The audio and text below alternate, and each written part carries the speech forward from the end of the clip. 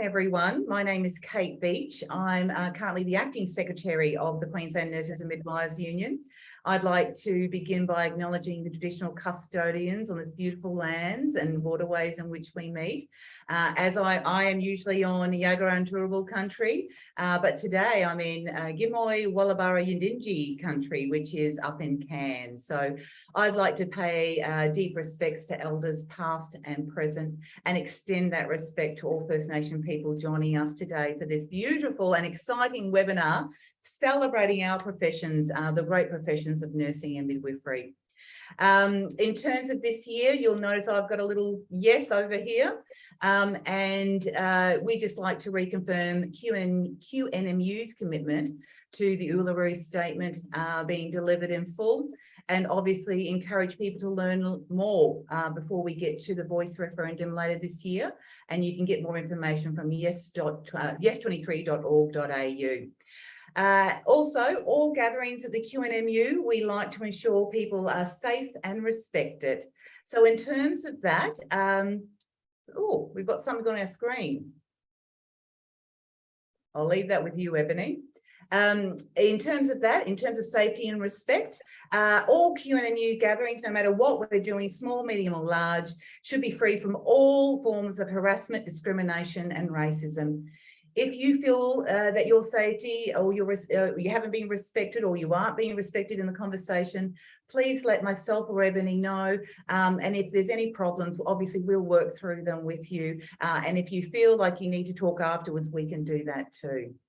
So today, I'd like to say a belated happy International Day of the Midwife to our midwives who are joining us today. That was last Friday. And I'd like to say a lovely preemptive happy International Nurses Day to everyone. What a wonderful week. This is our week, and we start with the midwives and we finish with the nurses. And if you are both, congratulations and a big, big, big welcome to you.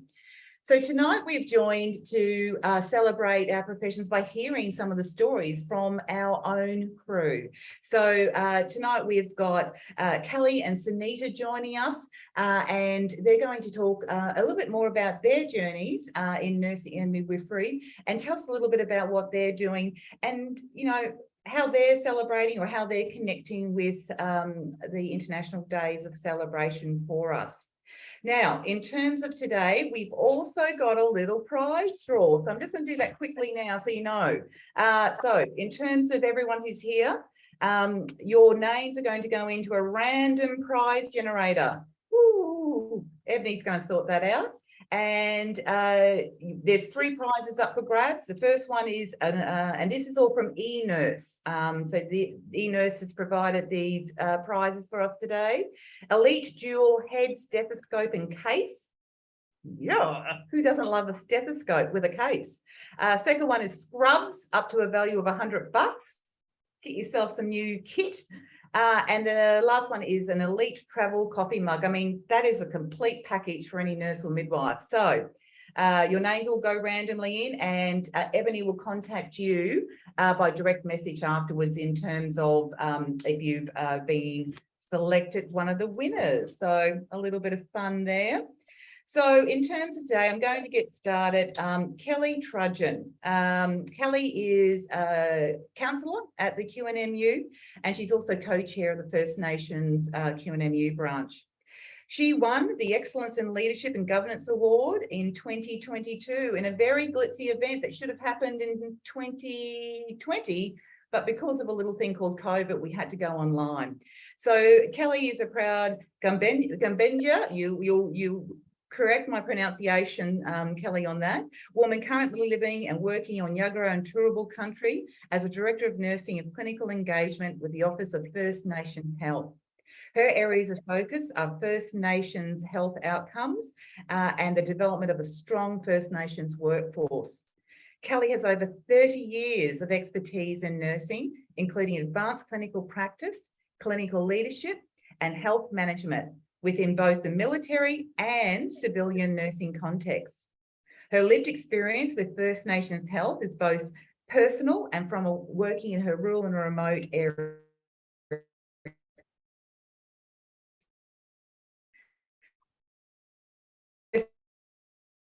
and knowledge are enhanced by postgraduate quals in emergency nursing, public health. When have you slept, Kelly?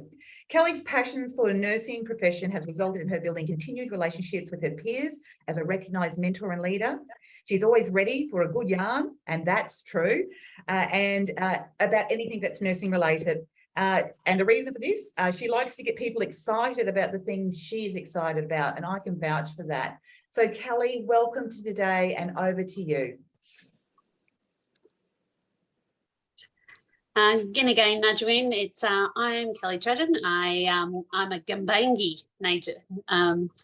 Nation woman. I begin also with an acknowledgement of the country. As I said, I'm here on Turrbal Yagara country at the moment, and I acknowledge elders past and present and emerging, especially from all the lands where you're meeting from today. I see work from all over by the looks of it. I also acknowledge my fellow First Nations colleagues that are on tonight, and I thank you for, showing up. And I also acknowledge my Gumbaynggirr elders for putting me in the great position that I am here today. Sovereignty was never ceded, and I look forward to the country that says yes with me. All right, tonight I'm going to try and condense my story because it is a bit of a story, and I'm going to just share a little presentation that I thought that I might just share with you if I can. There we go. Is that sharing now? Everyone can see? Cool. All right, I thought about my journey, and, it's been, as I say, colourful, and it's all about putting the pieces together. I am a registered nurse. I am a wife. I'm a mother of 5. I'm a grandmother of 2. I'm a mentor to informal and formally to heaps. I collect people along the way, and I've always been an activist. So looking at that piece of the puzzle, and I'm learning all about that there's always a beginning to a good yarn, and knowing where your journey began is sometimes a good start to understanding your why you are a nurse and midwife today.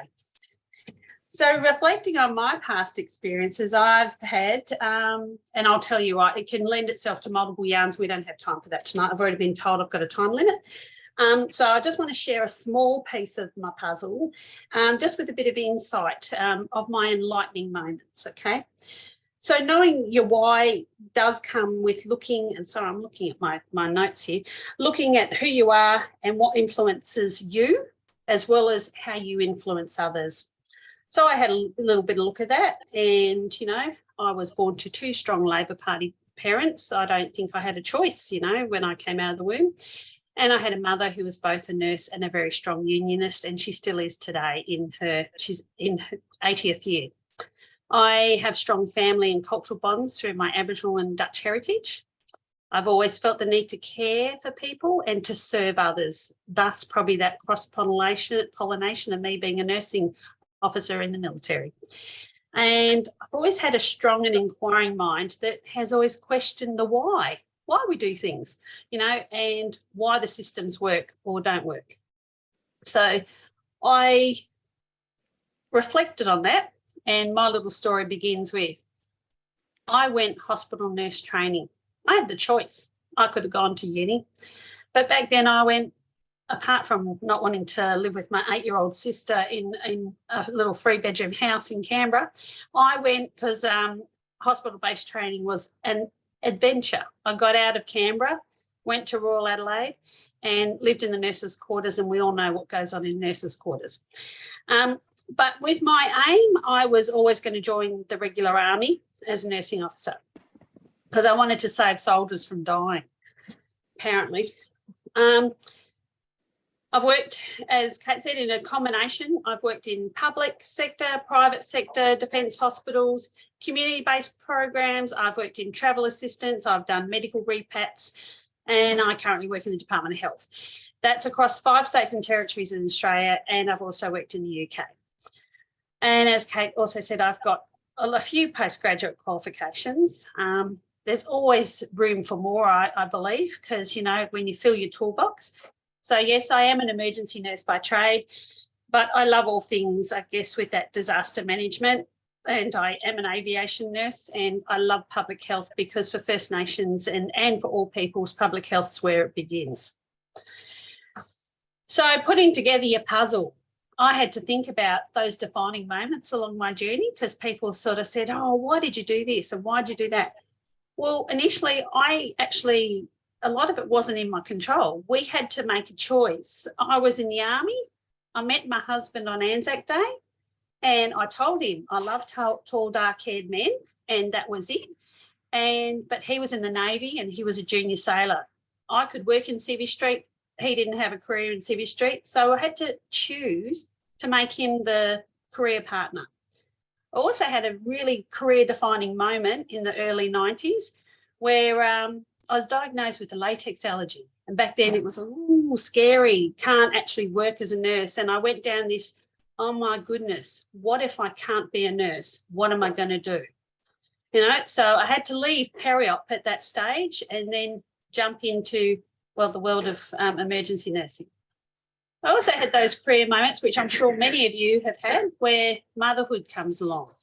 And it might be a combination of why I've got 5 kids, but I've got a latex allergy and my husband was at sea a lot. So, you know, we did have a lot of TVs, but anyway, we've got 5 kids. And so I had to learn how to juggle career, rostering and 5 kids. So I sympathise to all those young mums out there today. I also had those career-defining moments, which I hope no one ever has to, but it changed who I am today as to why I actually want to make a difference. Bullying and harassment. We need to stamp it out. It still exists, and that extends to racism. Also, this little thing called a worldwide pandemic occurred. That changed my career direction because it actually stopped my career in the UK, and we came home. And I landed in a new direction where I am today. Another career-defining moment, thank you to all those that voted, the leadership recognition. I will say I still am very humbled to have been, nominated for the QNMU Leadership and Governance Awards. I still to this day say I was just doing my job, and I probably have a little bit of that self-talk in my head that is a bit of imposter syndrome saying, oh yeah, I'm not good enough for that. But learning to acknowledge how leadership can actually influence others and actually grow our workforce. And that comes to understanding my why. So would I change anything in my journey necessarily? I don't know. As I said, a lot of things were out of my control in essence because we chose my husband's career pathway, and that's taken me, as I said, through 5 states and territories in Australia and overseas. And I am grateful for the opportunities that has given me because along the way, I gathered lots of skills. And I saw that, as I said, as an adventure. That, you know, fill your toolbox with, you know, you never know when you might need to draw on that one time that you were a renal nurse doing, you know, continuous peritoneal dialysis, which I've never done ever again. But at the time I was really good at it. But I know the concepts of it. So, and more to me now, I can actually understand with my own family and elders going through down the dialysis route. So it makes me a bit more of an empathetic nurse. Also, would I have done anything differently? Probably not, because I've met some amazing mentors. I collect them, you know. So once you're in my phone, you are never out of my phone. And don't be surprised if I ring you up one day and say, hey, I'm at this end of the country and what are you doing? Because I need your advice or assistance on this. So I do collect people and you are all very important to me. What advice would I give to young nurses or anyone in whatever where you are in your nursing journey is just be open-minded. My key takeaways there would be there's always extra pieces to our puzzles, okay? So it doesn't matter, you know, when you do a puzzle and you go, oh, sugar, I've left out 3 pieces, but the puzzle looks empty and clean.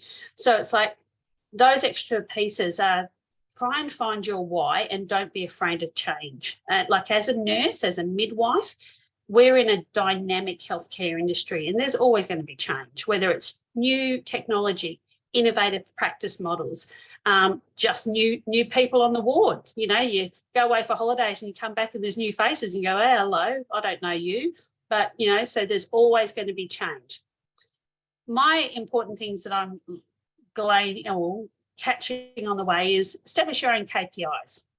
What are they? Your own values, your own measures of how you're going to measure yourself. My KPIs that I've developed and I always follow in, and it applies to any level of nursing. You know, you can be the new grad, you can be the student nurse, or you can be at my level of director of nursing. These KPIs are really important for me. K stands for keep. Then it's people. And it's either keep people informed, keep people involved, keep people interested, and keep people inspired. I used to say when I was in the military, as a leader, I wanted my troops to follow me into battle, not shoot me in the back. Same principle here. In nursing, we're all human beings. We all want to be valued, and we all work at our best when we are valued. So I say keep people informed, keep people involved, keep people interested, and keep people inspired. And guess what? That makes a really, really good, robust team. And then we work together. So that's a bit of a slice. Oh, sorry.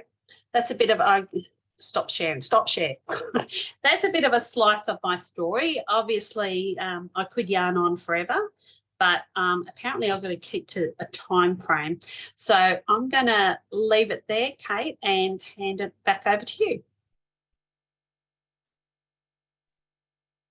Beautiful. Well, thank you, Kelly. Look, so many takeaway messages there for me. The idea of keeping people around you. I'm just thinking about that last slide, about all those things, keeping people around you, keeping them informed, keeping them inspired.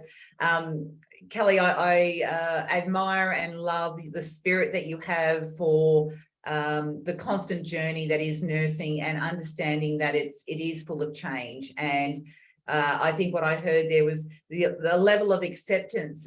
Don't fight it, accept it, and make it something. You know, don't let it ride you, you ride it. And I think that that's something that I have admired about you now for more than a couple of years, your ability to move and shake with the times. So I'm going to go out and just see if there are any questions. If you've got questions, you can put your hand up, or you can write them in the chat. And I think, Kelly, I might kick off a question. In terms of the post-pandemic phase, and when the pandemic's not stopped, yeah, we've just had the global emergency declaration pulled down. We haven't had the pandemic stopped. In terms of your advice for nurses and midwives who are, you know, considering that things are a bit tough at the moment, what advice would you say to them? That, you know, we've lived through 3 years that have been really tough. It was tough beforehand. It's still tough now. What would you say to people to keep them linked in? Yeah, and one of the things that I found, and especially when I was in the UK, I was working in the NHS when the pandemic kicked off, and what I saw over there, and I guess there is a bit of balance of relativity. We are definitely the lucky country. We didn't have to see anything like, and I'll call it out, all the you know, crit care nurses on board here. I did 2 12-hour day shifts where we intubated on just the day shifts, 23 intubations. Now, even when I did the Bali bombings, we didn't intubate that many people. So I'm sort of saying that was like a big waking up call for me, that we were in a true, you know, crisis, especially in the UK at the time, especially when you'd turn up and we'd run out of PPE and stuff like that. So it was so I guess for me, I always look at it as the balance of relativity. We came through an amazing, once in hopefully a lifetime, you know, situation where everyone should, you know, literally do the pat yourself on the back, because we made it through. Yes, it was shitty at times. You know, I when I first looked after a vax clinic, I literally had 6 new grads that, God bless them, you know, it wasn't fair for them, but they all took up the arms and they learned how to vaccinate. Whereas me as a mummy mentoring nurse, I would have loved to have just put them into a ward and grow them so that they consolidate all those skills. But it was that adapt, improvise think my my puppy is eating something out there, and her parents have gone out. Anyway, so I think, one thing that I say is, and it was traumatizing. I recently had a conversation with some nurses from the Royal Melbourne, and they were asking me, how did we go in Queensland with it? And, what those Victorian nurses and what they're still going through with their, lack of nursing. I go, balance of relativity again. One key thing is I want to actually make sure, and this is my passionate thing, is touch base with each other. Start filling your toolbox with names in your phone. Start actually having your own little breakout groups of like touching base, and, have your own little huddles. Now, we do it really well in the clinical setting. We do, when we have a terrible resus, we have a debrief. When we have, just weekly meetings, team meetings, just to keep you up to date with information, keeping people informed and inspired. One of the best things I've had is, and as I said, I collect people along the way, create your own inner circle of safe, I really feel comfortable talking to these people.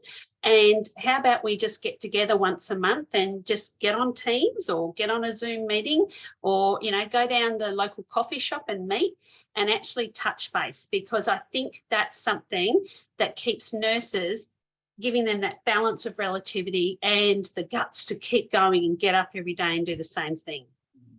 Yeah, absolutely. Kelly, just in the chat, we've had Heather Gill say of some very kind words. Thank you, Kelly. I like your KPIs and think you would have been great to work with. Well, Heather, you could still work with Kelly. I'm letting you know. She gets around the place, so you never know. Rebecca, such a relevant topic with a great speaker. So thanks, Beck Howard, someone I used to work with a few moons ago. Chris has said that the KPI should be something to stand by for other nurses. Great mindfulness of those around you, Kelly. So that's some really amazing feedback, Kelly. Just in terms of my sort of final question, and this one is probably, if you were doing a little bit of marketing, because nursing and midwifery at the moment, we know younger people or people who normally would have turned, and remember, we've got a lot of mature age students in nursing and midwifery, but our numbers are down, right? People aren't putting their hands up to come and get involved. And obviously the pandemic's probably had a good point. But if you were marketing nursing and midwifery out to the community, what's the 3 words that you would say about nursing? What would you say in terms of, if you could only say 3 words to someone to say, this is what you're going to get if you come into the fold, what would they be? It's actually 4 words, but it's be involved in the change. Yeah, be involved in the change, because nurses have the power and to empower others. So if I was to say, if I went to a year 12 class per se, or if I went, out to TAFE tomorrow, one of the things is, a lot of people, everyone's been a health consumer. Everyone knows the system, it sucks. Let's be real. But, you can't just be the bystander, watching the show go past. Be involved in the change. So be part of the change is what I would say. Thanks, Kelly. And that sort of pulls into our nursing and midwifery requirement, or the demand, the key ask that we're asking people, which is to have our voices at the table.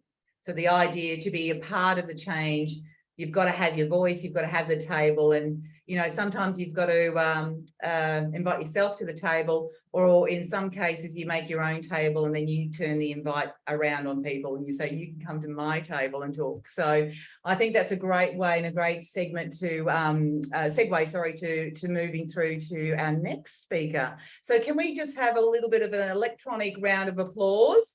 If you can use your little reactions, or those who are on screen, for Kelly. Thank you very much, Kelly, for sharing your time with us tonight and your wisdoms. Thank you. Okay, so Kelly has got us all warmed up, and we've got Sunita. Sunita, I'm going to mess up your last name, so I'm going to let you say your last name, because I know I practiced it and now I've let it go. So Sunita, who was an Auntie Dulcie and Auntie Graceland Smallwood Award finalist in 2021. So her face may be very familiar to you if you were a part of the award processes or if you voted in those award in 2021, because it was online, because we again were that's after the, I think it was the second wave after we opened our borders. We had that come through and disappoint us. Sunita is a proud Gungari and Waka Waka woman from Queensland. Sunita has about 10 years clinical experience, specialising as a clinical midwife within a First Nations midwifery group practice. Now that is amazing special work. Sunita is extremely passionate about providing holistic and culturally appropriate care to Aboriginal and Torres Strait Islander women, babies and their families. Sunita is committed to providing enriched maternity care and support to First Nations families during pregnancy, birth and the postnatal care period. Sunita continues her strong passion and commitment as a clinical midwifery consultant within the Office of the Chief Nursing and Midwifery Officer. She provides her expertise with clinical and cultural knowledge to support the co-design of these models of care. Sunita acknowledges it has been an honour and a privilege to be closely involved in Aboriginal and Torres Strait Islander women's care, their families and their communities. Wow, Sunita, that just pulls on all of my professional heartstrings. So welcome to you, and thank you for coming tonight. Thanks so much, Kate. So my name's Sunita Judas. So I'm a proud Gungari, Waka Waka, and I have connections to Woolly Woolly and Kamilaroi. I was born on Koa country and I live in Turrbal and Yugara lands. And I'd just like to acknowledge the traditional owners of the land in which we're meeting on today, and I'm on Turrbal Yugara land. Pay respects to elders past, present and emerging, and also to our elders, to our First Nations people online today. So I'm just going to start off with my journey. So can you see my screen? Yep. So my journey from study, so I actually commenced my high schooling at Kelvin Grove State College. I didn't actually academically excel, and I wasn't really driven to study unless I was actually really interested in the topic. So for me, I really thrived in mathematics, health and physical education. I was accepted into QT to study teaching in year 11, and I did it to replace a year 12 subject. It was a tertiary education. I didn't really engage very well with university, as it was really self-directed learning. So halfway through year 12, after not going to my QT start, I had a conversation with my vocational education teacher, and she sent information about a scholarship for Aboriginal and Torres Strait Islander students who were wanting entry into a Bachelor of Midwifery. So I applied. I was successful into entry of the BMid. As much as my story goes a little bit negative, I did graduate. So because I knew I was getting into mid, I probably only went to school for morning tea and lunch, very poorly reflected on my OP, which is really bad for me. But it's a true reflection of what happens, and we're not all academics. So which I will explain on a little bit more. So I went into university as a 17-year-old. I wasn't turning 18 until the middle of the year, so I really struggled. I struggled not being fed from uni whenever I had an assignment due. You know, our teachers would let us know in uni it was self-directed learning, and I really struggled. I actually failed 2 out of my 4 subjects in the first semester. And I decided I was going to defer for the semester and come back, but sillily I had enrolled in my whole entire course initially. So I actually had some fail units, and I got a show cause letter from the university saying if you don't come back, you're going to have to cancel your enrolment. So I went back with the help of a wonderful man named Elwin Henaway. A lot of people probably know him. He's a liaison officer within Metro North, but at that time he was working in the Weemala unit, and he was exactly what I needed to have someone cultural around me to support me. And then I became a midwife. So I struggled at uni. I was pretty average until I went to placement. The penny dropped when I went to placement. It kind of figured out what pathways were, what QMUs were when people were talking about it. So I actually started to understand it, and then I started to thrive at uni. I went from being an average student to a high distinction student. And I then graduated in 2013. I commenced my grad program at Redcliffe Hospital. I then went on to doing a full-time position at the Royal Brisbane, and I have worked through a lot of positions. So I worked as a midwife on the move, which means I basically worked all areas of maternity, antenatal, postnatal, birthing, and you just do little stints or even long stints. I then eventually moved on to becoming a Pegasus midwife, which is just team midwifery. It's not continuity of care. It's a few steps down, but it's providing care to women on a roster basis. And then I moved into being a birth suite core midwife, which really I lost all my skills because I was working in one area, but I excelled in my midwifery in birth suite. And then I moved into Narromine Midwifery Group Practice, which is my calling. It's my love, my passion. So I worked in there as a registered midwife and then a clinical midwife. And then I have progressed in the Office of the Chief Nursing Midwifery Officer in the Growing Deadly Family Strategy as a CNC under the phenomenal, amazing leadership of Jocelyn Toohill. She is just phenomenal. So in the Growing Deadly Family Strategy, I'm just supporting co-design models of maternity models between community sector and Queensland Health, which is how we as Aboriginal people do things. So it's really refreshing, but it's also just something very common practice for myself. So I was asked what my top achievements were, and reflecting back, I mean, I haven't done super amazing things like Kelly. I'd like to still think I'm really a junior and a baby midwife, even though I'm sitting in a nice, lovely position. So my accomplishment would be, there are two, I put them together, is finishing high school and graduating uni. So I really did break the cycle. I graduated high school, but I also got a tertiary qualification, which is huge, and it's largely due to the sacrifices my parents made. Funnily, I bump into school teachers when I was finished my degree, and at 21, I'd say, I'm a midwife. And they would say, oh, I'm surprised you even did anything with your life, which is a really awful thing to say to someone. But at 21, I was the only one of my friends that had graduated uni and was working. So it was, huge to be working in the workforce in my area of study, especially in the time when it was the Newman government who was giving away redundancies. So it was, refreshing and wonderful. And then I think my next accomplishment is working with community. So I never in a million years thought, as a registered midwife, even though we're trained in continuity of care, we don't actually practice it in a large scale.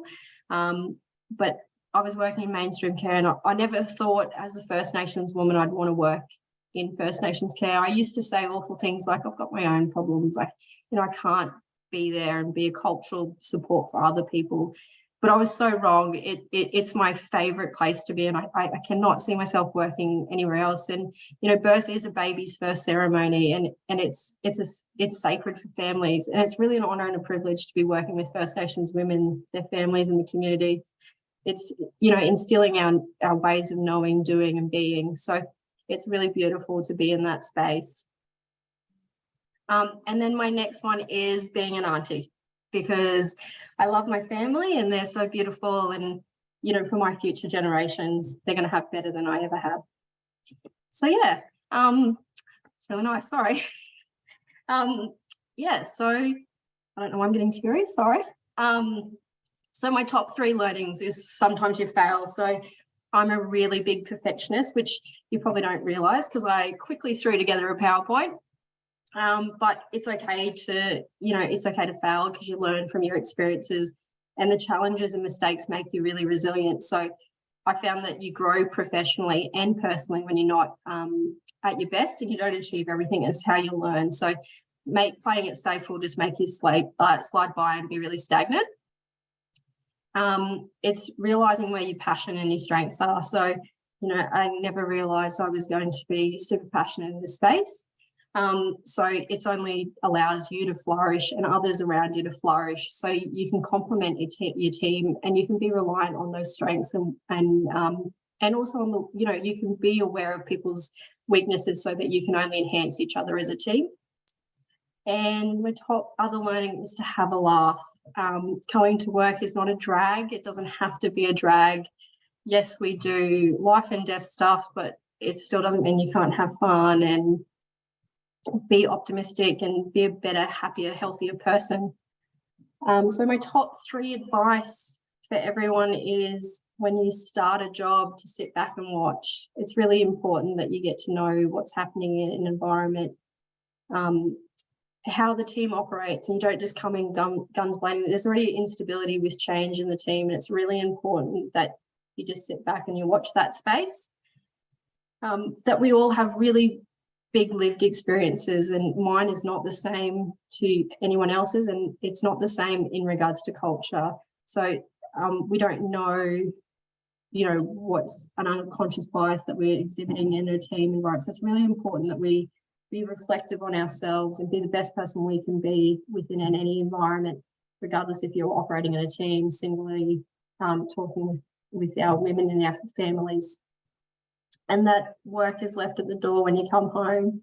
If you know, it's really important to disconnect from work. You know when you've got to switch off, and you can't take from your family cup, because you'll just take it, you know, if you're working so much, you'll just take from your family cup and you won't be able to give as much as you can to your family. And my family are everything. So yeah, that's my presentation. Thank you.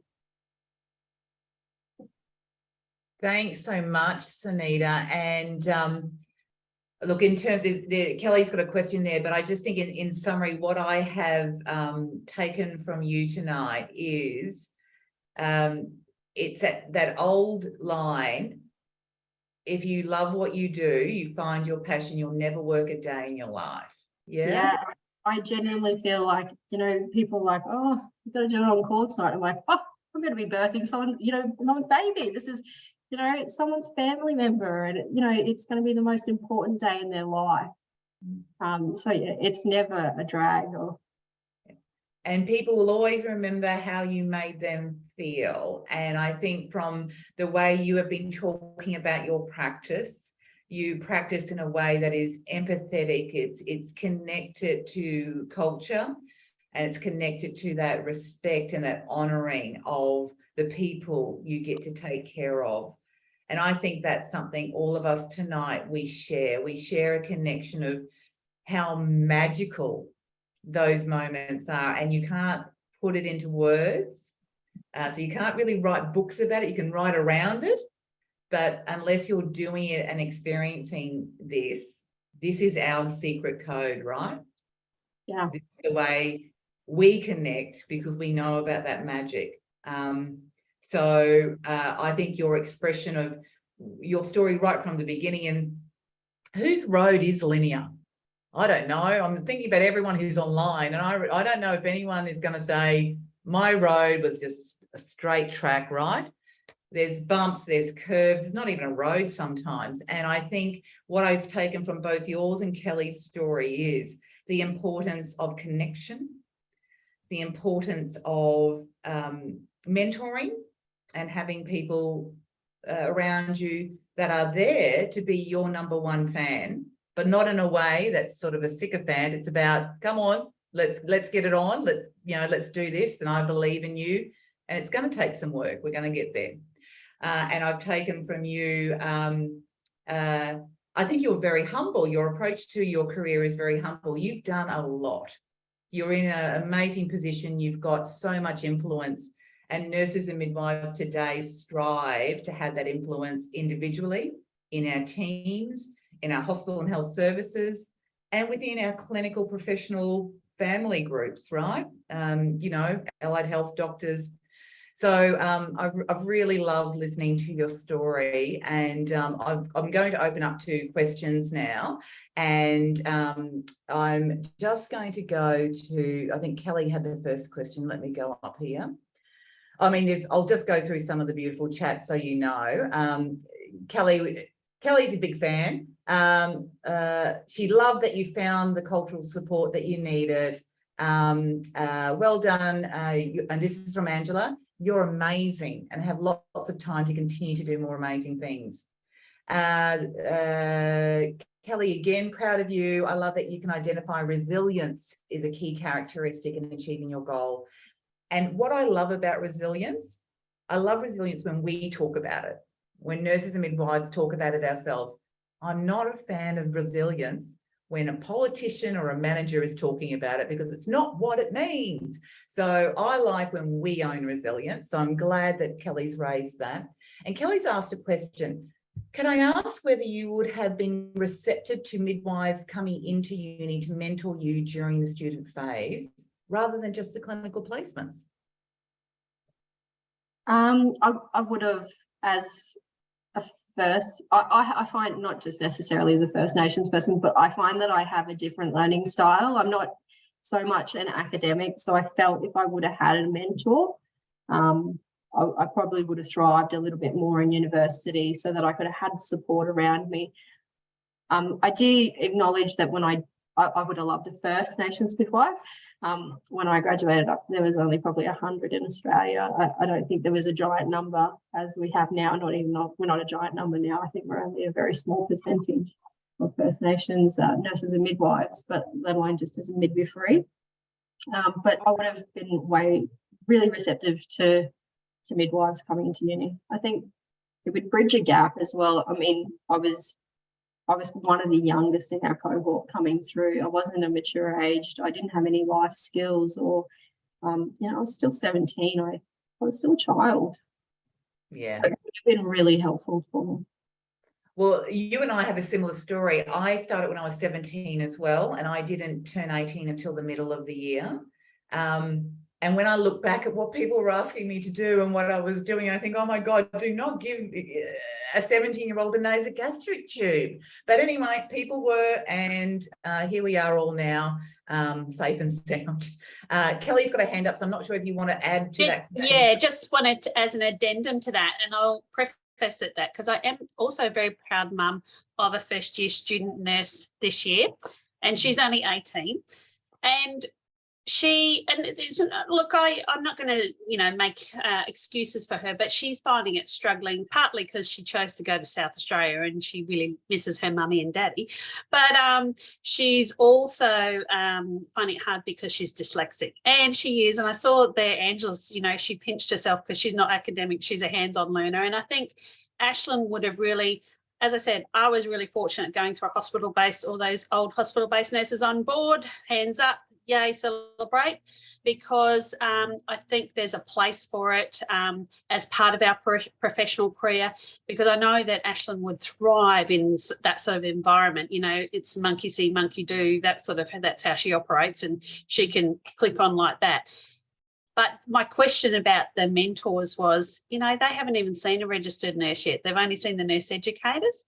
And I'm like, if you go back to your time as a 17-year-old and that first year, and if you had that mentor or that midwife that was coming in, even if it was once a fortnight, would you have found, I want to aspire to be that, or I can ask questions if I don't understand what the educators are? And I ask this because I'm very passionate about growing our First Nations workforce. And if you've got some answers to add to that, I'd love to hear them. Are you talking about me growing the workforce? Yeah, is mentorship key to growing, not just, obviously the First Nations workforce, which I think where Kelly was going, but the idea is mentorship key for growing nursing and midwifery. Yeah, and if that's a key, that's a simple. I mean, yes, there's an added burden to all of us that, don't have enough hours in the day, but I would put my hand up to go into the unis and just be there for some nurses that felt that they needed someone to have a yarn with. Yeah, absolutely. I also feel as well with growing the workforce that we need to start a bit younger. You need young people to see that you can be a nurse, you can be a midwife, that it's not easy going, that, it might be a little bit hard, or you might struggle to achieve what you're going to achieve, but, please get degrees. You don't have to be, a high distinction student. It's okay to put your hand up and ask a question, but I think it's important that from, a secondary school that they're able to see that you can achieve these things. You don't have to do full-time study to get to where you need to do, one subject at a time to where you need to be. but also to be kind to yourself, and really you need to find good mentors in the workplace. And it is hard as a student when you don't have mentors. I know that I had a First Nations specific unit that offered that support, but they weren't midwives, they weren't nurses, so they couldn't really talk to me about what I was going to experience going into the workforce or as a student. I must admit, I went to a really beautiful, Redcliffe was a wonderful teaching facility. So, you know, I was supported, and I had women who had, 30 years experience who were able to train me and nurture me to become the midwife that I am today. But we're not also lucky now we're busy, we're time poor. Sunita, I think that's beautiful. And I'm just thinking about the people who are online tonight. We've got people from all across Queensland. We've got people who are early stage, mid stage, and maybe considering retiring sometime soon.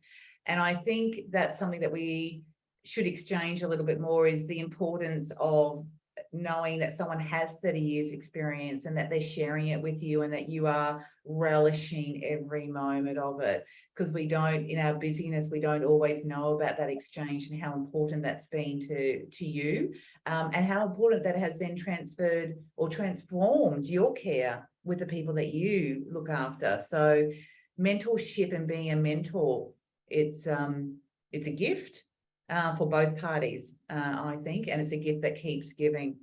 I'm going to go through some of the comments just to make sure, Sunita, you get some feedback tonight. Heather Gill, thank you, Sunita, amazing achievement. Keep up the great work. You are touching many lives daily. Deborah Wilcox, thank you. Loved listening to your journey, Sunita. I first met you as a student at Redcliffe and have followed your journey. You're an amazing and passionate midwife. Congratulations, from Debbie.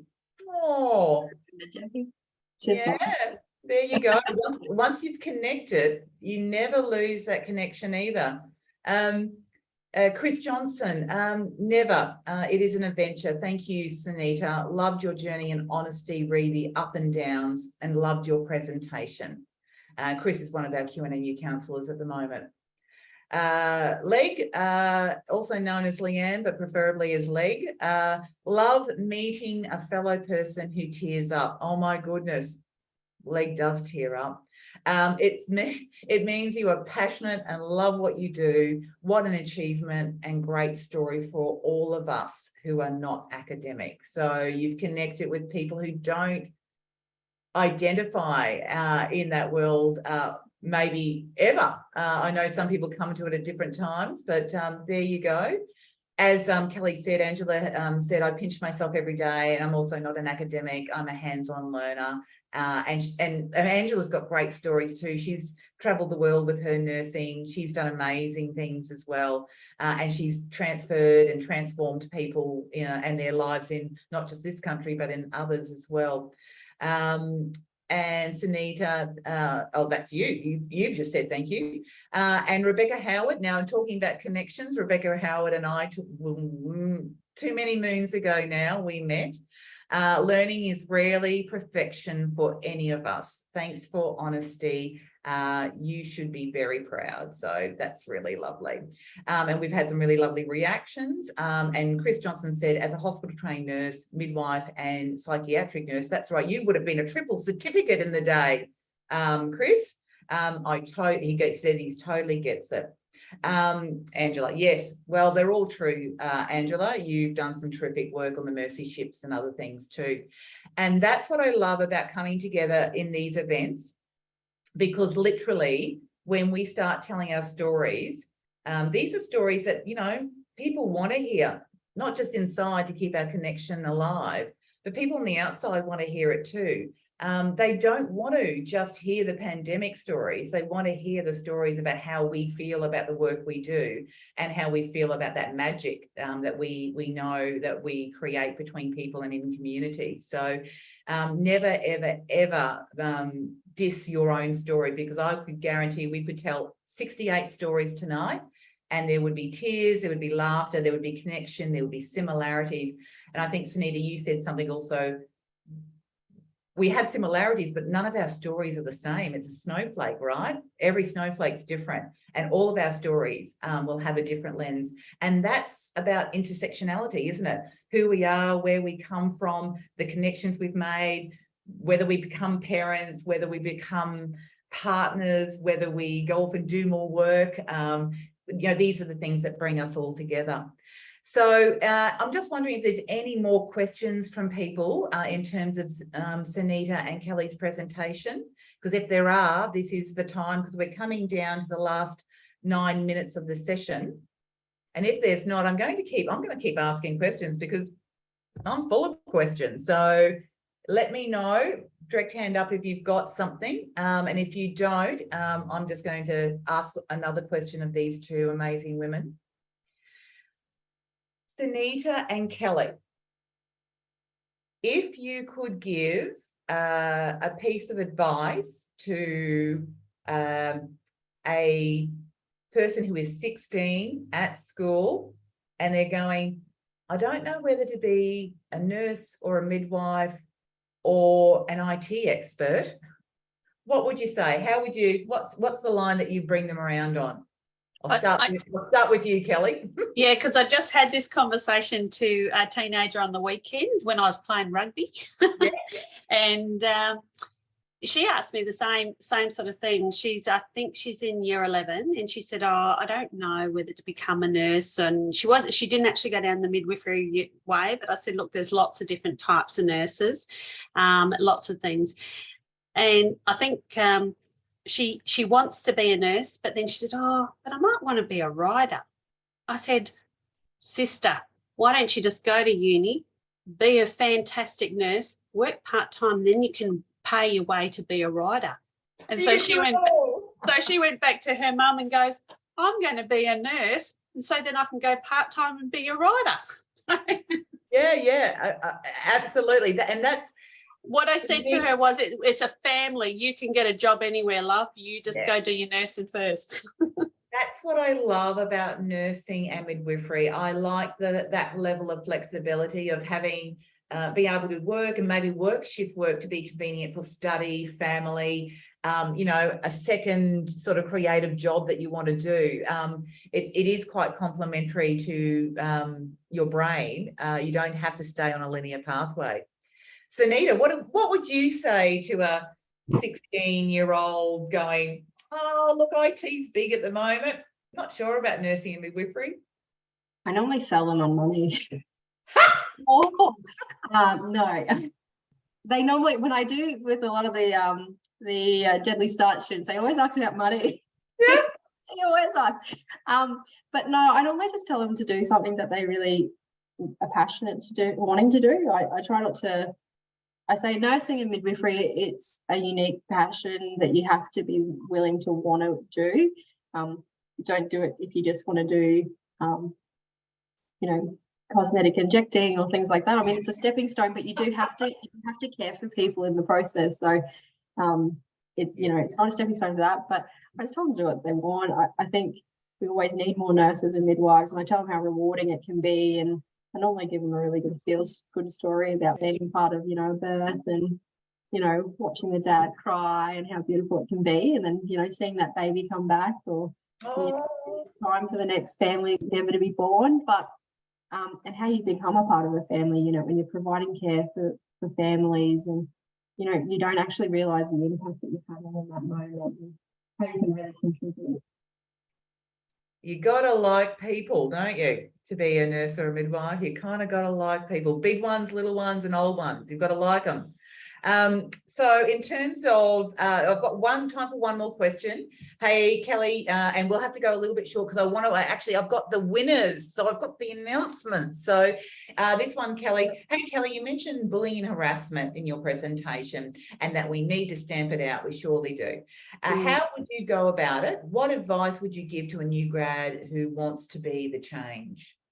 Yeah, and this is a thing, and I did see it with some of my new grads when they left my VAX clinic, went in their second rotation, and they encountered it.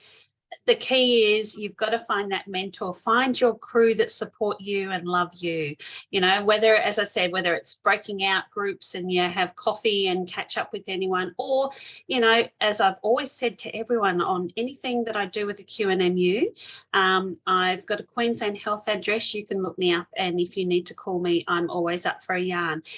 The thing is, I've always said that find someone that believes in you and is your comfort, because they will be your crutch when you feel up, when you feel down, and you're never alone.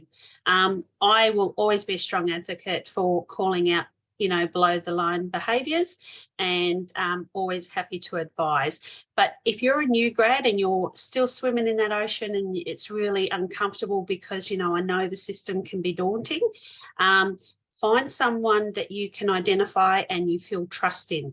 And sometimes that is going outside your sphere where you work, you know, so, and that's where we're really great as a QNMU. We've got lots of people that like to have a cup of tea. Yeah, we should have like a tea business, I think. Tea business, and maybe a gin one too. Oh, I'll just put that there. Okay, winners from tonight. I'm just going to do that before I'll do the close, because ding, ding, ding, ding, ding. The winners here are, the stethoscope is going to Nicola Bristow. So Nicola Bristow, the team will be in touch with you. You're going to get that great stethoscope with the case. So literally you're going to go onto your ward unit, wherever you're working out in the community, you're going to have stuff on you. The scrubs are going to Z Day.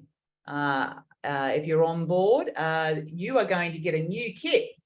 You're going to get a new kit up to $100 in terms of your scrubs.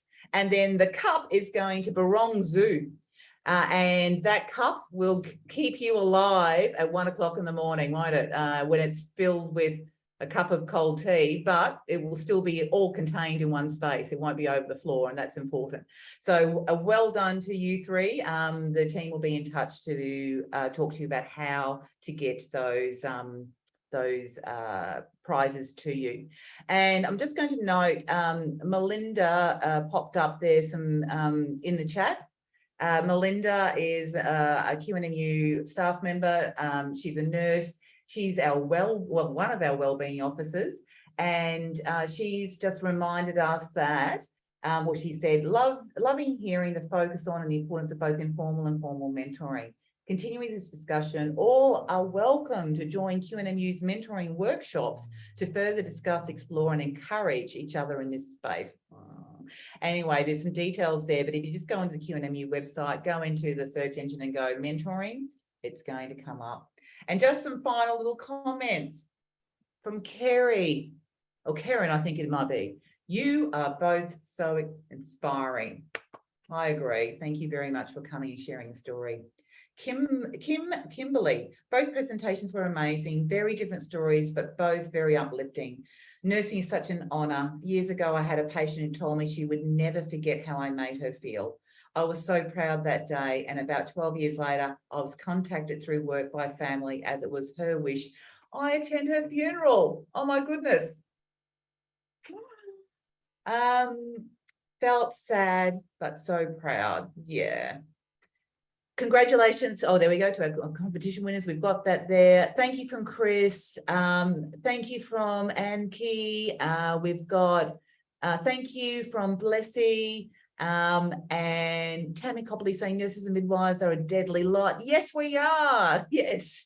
And Monica saying thanks. So I think on that note, I'd love to again just show my appreciation and gratitude to you both. Both beautiful stories, both amazing stories, both strong advocates and activists for First Nations people and the nursing and midwifery profession. So thank you to you both.